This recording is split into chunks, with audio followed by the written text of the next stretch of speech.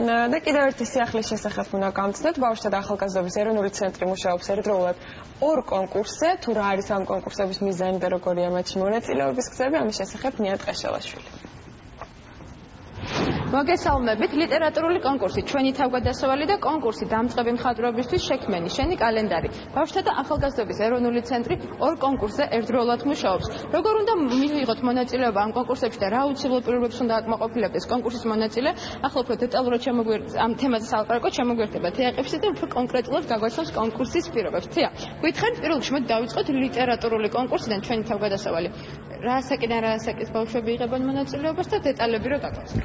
კი ბატონო, მოდი თქვენის ნებართვით მაინც გავაერთიანებ ამ ორ კონკურსს, იმიტომ რომ მნიშვნელოვანი სიახლე არის სწორედ ეს, რომ ორი კონკურსი, რომელსაც უკვე სამწლიანი ისტორია აქვს, წელს ერთიანდება და მასშტაბურ სახეს იღებს, ორივე კონკურსში მონაწილეობის მსურველებისთვის ძალიან მარტივია პირობები. ერთ შემთხვევაში უნდა ხატავდეს და მეორე შემთხვევაში უნდა წერდეს.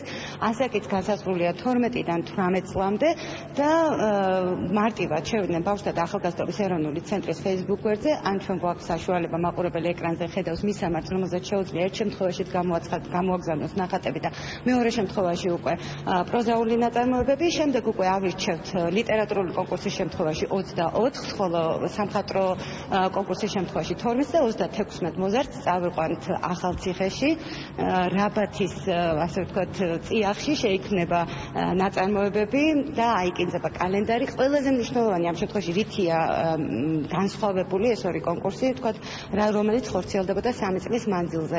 ჩვენ ვიწყებთ მოძრაობას ჩვენ შენს გვერდით ვართ. ანუ რას ნიშნავს ეს? ამ კონკურსის ფარგლებში გამოცემული კალენდარიცა და წიგნიც განსაზღვრული იქნება უსინათლოებისა და მცირე მხედველებისთვის.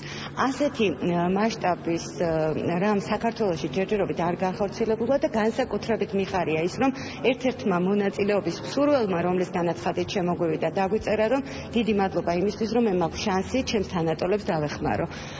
იმიტომ რომ არ არიან განებივრებული უზინათლოები და მცირე მხედველები, რომ მათთვის განკუთვნილი იყოს მხატვრული ლიტერატურა და რაც ყველაზე მთავარია, პრაქტიკულად არ არსებობს ესეთი პრეცედენტი, რომ მათთვის იყოს ნახატებიც განკუთვნილი, რომლის აღქმასაც ისინი შეძლებენ. 1 ოქტომბერს სრულდება კონკურსი ზოგადად, ხო და გამარჯვებულებს რა ელოდებათ? მოდი ესეც გითხარით, იმიტომ რომ მეტი мотиваცია გქონდეთ, რომ ჩაერთონ ამ კონკურსში. ბატონო, თავად განაცხადების მიღება, ანუ უშუალოდ ნახატებისა და ნაწარმოებების მიღება უკვე დასრულდება 25 სექტემბერს.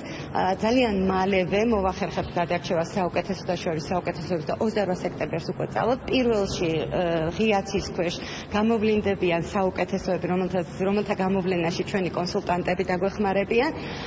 გამარჯვებულებს ძალიან საინტერესო პრიზები ელოდებათ, ამას ასე დავაანონსებ, იმიტომ რომ ყველაფრის გახსნა და აფიშირება, მოდი ვთქვათ, რომ არც ტელევიზიას უყვარს და არც მე და მე დაანონსებით შემოვიფარგლები.